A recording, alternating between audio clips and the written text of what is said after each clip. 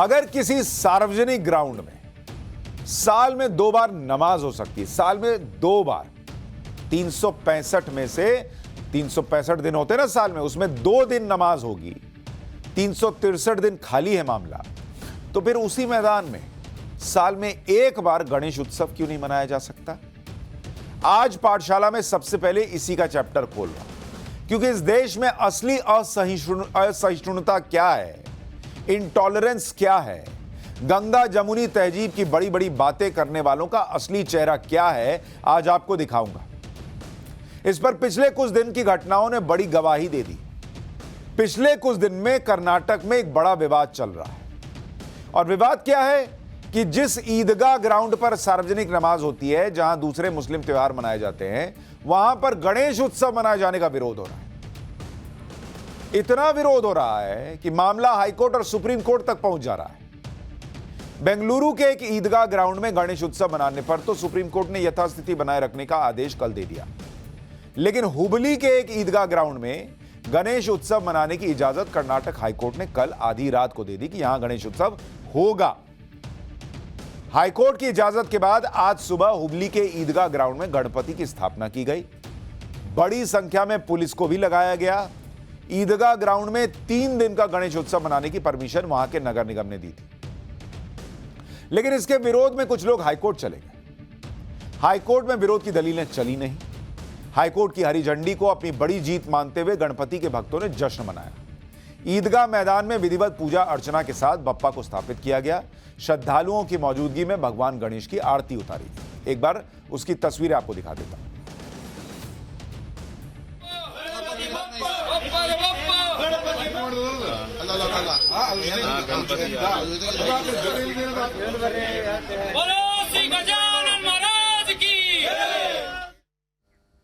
हुबली के ईदगाह मैदान में गणेश उत्सव को इजाजत दिए जाने का विरोध कौन कर रहा है भाई?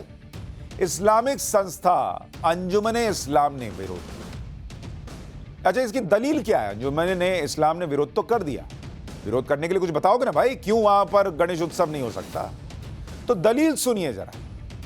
दलील यह है कि जिस मैदान पर गणेश उत्सव की इजाजत दी गई है, वो संपत्ति प्लेसेस ऑफ वर्शिप एक्ट 1991 के तहत संरक्षित है और उसे बदला नहीं जा सकता।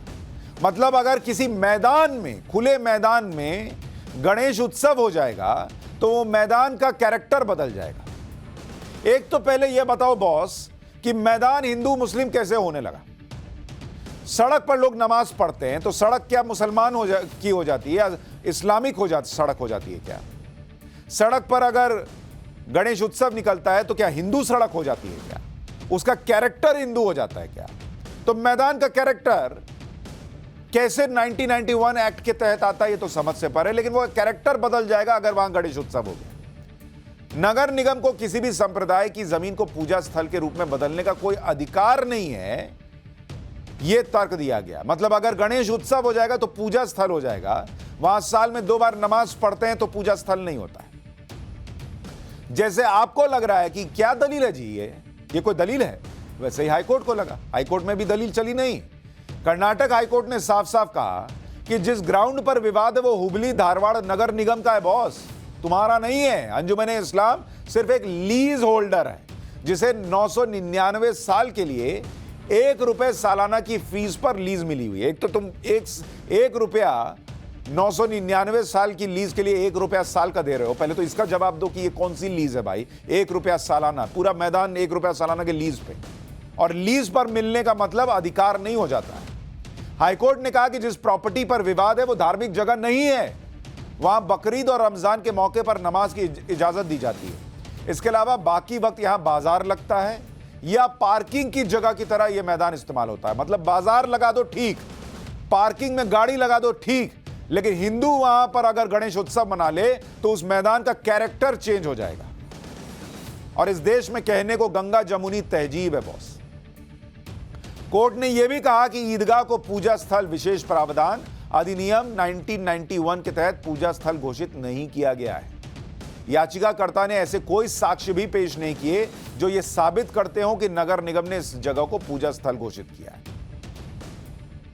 अब आप सोचिए कि जिस मैदान में बेरोक टोक सामूहिक नमाज होती है, जहां रमजान और बकरीद का त्योहार होता है, वहां पर गणेश उत्सव मनाने की इजाजत के लिए कानूनी लड़ाई लड़नी पड़ रही है। और यह देश सेक्युलर देश है, धर्मनिरपेक्ष देश है। वहां मैदान का धर्म तय करके हिंदू को लड़ना पड़ रहा है कि हमको यहां गणेश उत्सव मनाने दो, और वो भी तब जब नगर निगम ने गणेश उत्सव मनाने की परमिशन दे दी, और वो भी तब जब जमीन नगर निगम की है, और वो भी तब जब जमीन पर दावा करने वाला अंजुमन इस्लाम सिर्फ लीज होल्डर है। आज उन लोगों से सवाल है जो लोग इस देश में सहिष्णुता की बात करते हैं, जो लोग हिंदू मुस्लिम एकता की बात करते हैं, जो लोग गंगा जमुनी तहजीब सिखाते हैं, जो लोग चाहते हैं कि औरंगजेब ने अगर मंदिर गिराकर वहां मस्जिद खड़ी कर दी तो वो मंदिर जो है, जो आराध्य हिंदुओं के आराध्य की जगह है, वो भी छोड़ देनी चाहिए क्योंकि ये देश सेक्युलर है। कोई 1991 का एक्ट है। सेक्युलरिज्म का पाठ पढ़ाते पीछे नहीं पड़ते वो लोग। आज उन लोगों से सवाल पूछता हूं कि क्या इस तरह के विवाद कोर्ट में जाए बिना सुलझाया नहीं जा सकता था? इसको एक मैदान में गणेश उत्सव मनेगा या नहीं, यह कोर्ट में ले जाने लायक मामला है। सिर्फ 3 दिन के लिए गणेश उत्सव मन जाता या मन जा रहा है तो क्या पहाड़ टूट रहा है? वहां की घास जो है वो विरोध कर रही है कि वो घास अब मुसलमान की नहीं रही, या वहां जो पत्थर गिरे हुए हैं वो अब मुसलमान के नहीं रह गए।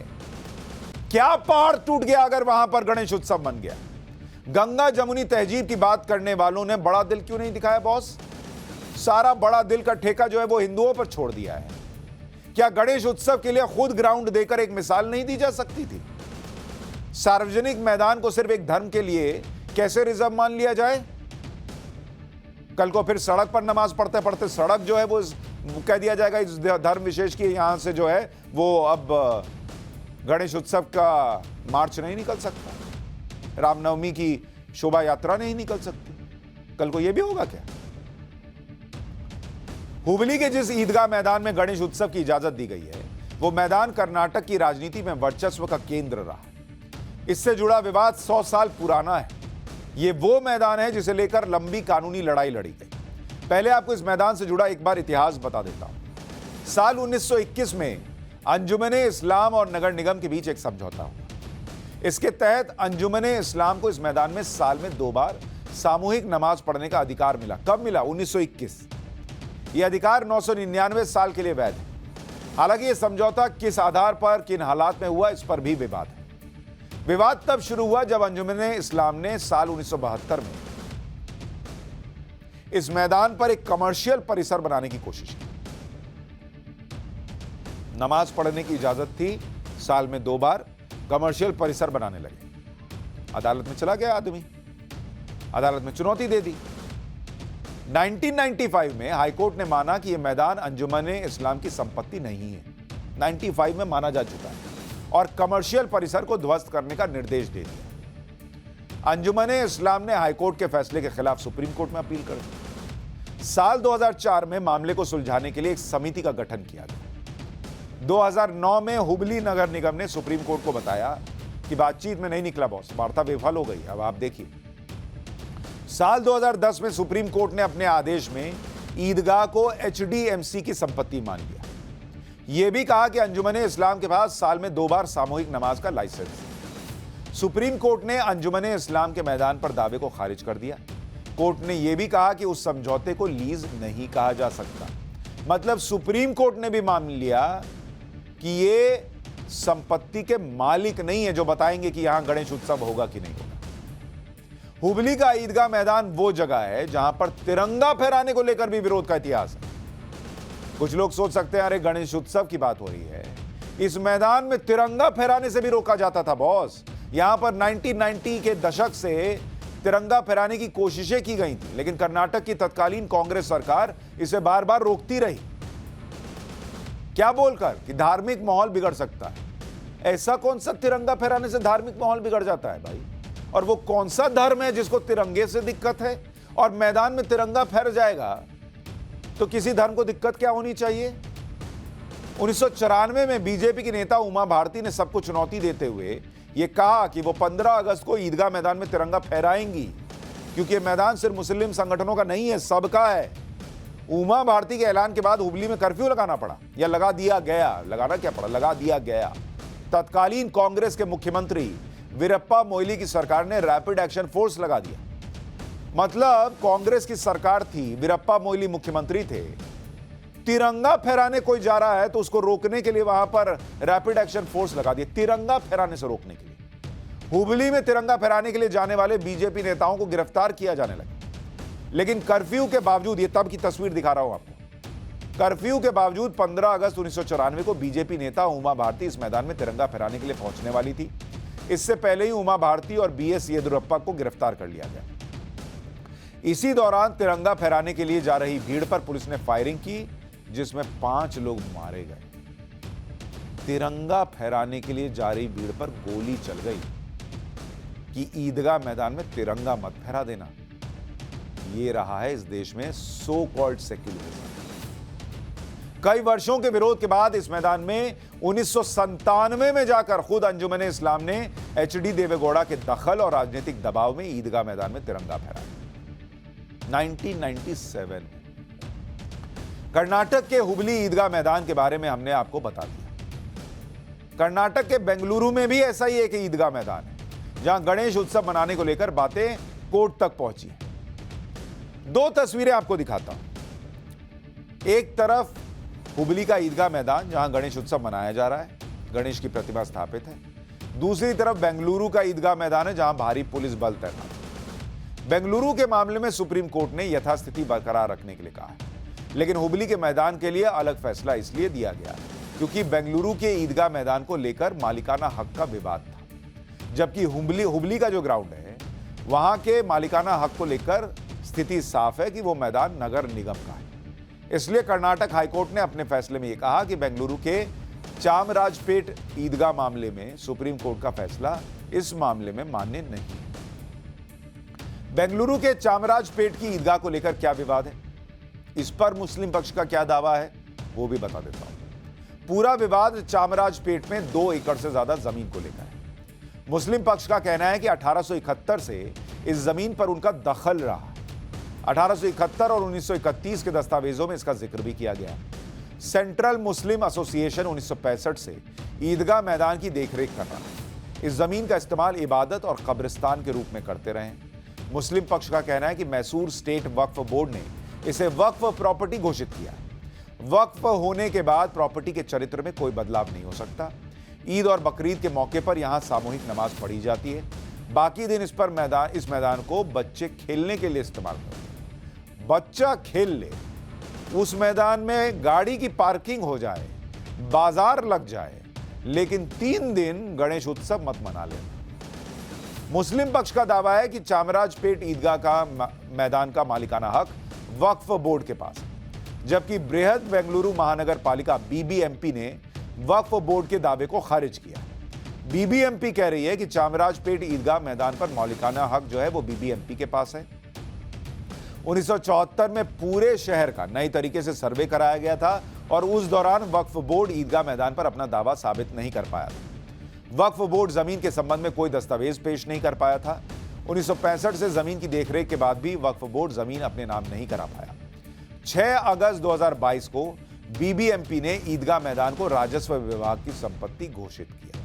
मतलब यहां भी नगर निगम कह रहा है जमीन हमारी है, वक्फ बोर्ड और कुछ लोग कह रहे हैं कि यहां तो हमारा अधिकार है और यहां गणेश उत्सव नहीं होगा। बेंगलोर महानगर पालिका के फैसले को वक्फ बोर्ड ने हाईकोर्ट में चुनौती दी, लेकिन हाईकोर्ट ने 27 अगस्त को अपने फैसले में ईदगाह ग्राउंड में गणेश उत्सव मनाने की इजाजत दी। हाईकोर्ट के फैसले को कर्नाटक वक्फ बोर्ड और सेंट्रल मुस्लिम एसोसिएशन ने सुप्रीम कोर्ट में चुनौती दी। सुप्रीम कोर्ट में वक्फ बोर्ड ने कहा कि पिछले 200 सालों में किसी और समुदाय को ईदगाह मैदान में धार्मिक आयोजन की अनुमति नहीं दी। सुप्रीम कोर्ट ने कर्नाटक सरकार से पूछा कि क्या कभी सरकार ने जमीन पर पर्व की अनुमति दी है।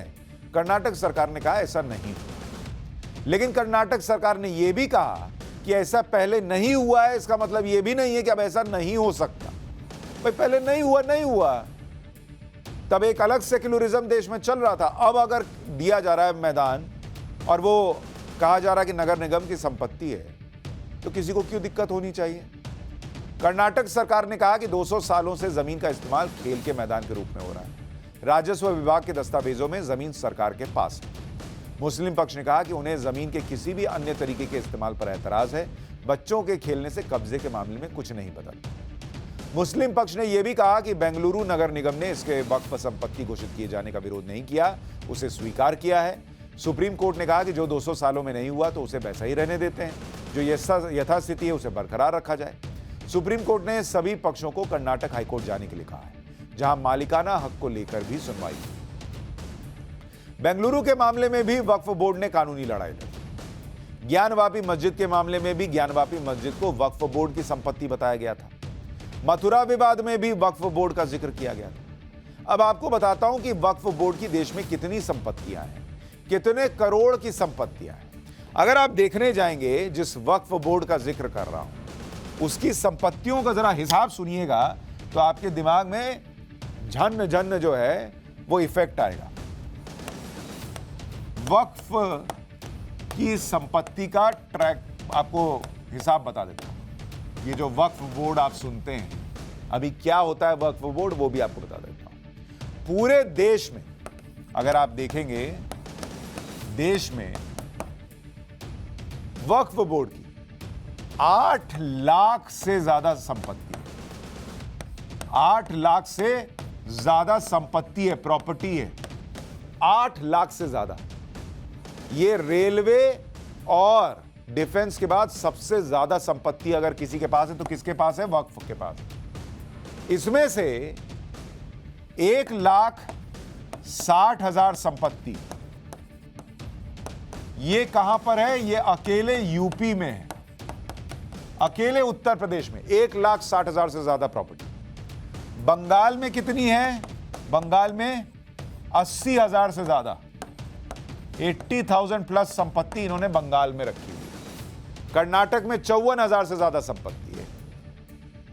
तो आपको बता रहा हूं, रेलवे और रक्षा विभाग के बाद सबसे ज्यादा संपत्ति वक्फ के पास है। और इसका इवैल्यूएशन कीजिएगा कि ये जो संपत्ति है इसकी वैल्यू क्या है। 1,20,000 करोड़ से ज्यादा की संपत्ति है। 1,20,000 करोड़ से ज्यादा की संपत्ति किसके पास है? इस वक्फ बोर्ड के पास। सोच रहे हैं आप? सच्चर कमेटी की रिपोर्ट कहती है कि मुसलमान जो है वो बेचारा गरीबी से मरा जा रहा है और वक्फ बोर्ड की संपत्ति कितनी है? 1,20,000 करोड़ प्लस। वक्फ बोर्ड पर भी सवाल उठते रहे। साल 2006 में सच्चर कमेटी की रिपोर्ट के मुताबिक वक्फ बोर्ड की संपत्तियों से 12,000 करोड़ की सालाना आय हो सकती थी। सालाना 12,000 करोड़, लेकिन सिर्फ 160 करोड़ रुपए की आय होती। रेट ऑफ अर्निंग मात्र 0.13% है, जो कम से कम 10% होना चाहिए। वक्फ बोर्ड की 17,000 संपत्तियों पर अतिक्रमण है। इन्हीं अतिक्रमण की आड़ में गड़बड़ी होती है और इन गड़बड़ियों का कहीं कोई हिसाब किताब नहीं है। वक्फ प्रॉपर्टी के बारे में भी आपको बता देता हूं कि वक्फ होता क्या है। वक्फ का मतलब होता है धर्म के नाम पर दिया गया दान। यह दान पैसे, कोई चीज या संपत्ति भी हो सकती है। यानी किसी भी शख्स का धर्म के लिए किया गया किसी भी तरह का दान वक्फ कहलाता है। अगर किसी प्रॉपर्टी को लंबे वक्त तक धर्म के काम में इस्तेमाल किया जा रहा है तो उसे भी वक्फ माना जा सकता है। अगर कोई किसी संपत्ति को एक बार दान या वक्फ कर देता है तो उसे वापस नहीं लिया जा सकता। अब यह जानना भी जरूरी है कि कौन सी प्रॉपर्टी वक्फ के तहत आती है। प्रॉपर्टी वक्फ दान है या नहीं, इसकी परिभाषा 1995 एक्ट के ही सेक्शन 3 में दी गई है। यहां वक्फ की परिभाषा है कि कोई भी ऐसी चल या अचल संपत्ति जो मुस्लिम लॉ द्वारा मान्यता प्राप्त किसी धार्मिक या चैरिटेबल काम के लिए पूरी तरह से दान में दी गई है। वक्फ एक्ट के मुताबिक वक्फ बोर्ड उन्हीं संपत्तियों पर दावा कर सकता है जो इस्लाम को मानने वाले व्यक्ति ने धार्मिक सामाजिक कार्य के लिए दान में दी, वो भी तब जब संपत्ति किसी ट्रस्ट या संस्था के नाम पर रजिस्टर्ड हो। और आप बताइए, वहां नगर निगम कह रहा है कि हमारी संपत्ति है और वहां कह रहे हैं कि गणेश उत्सव मनाने नहीं।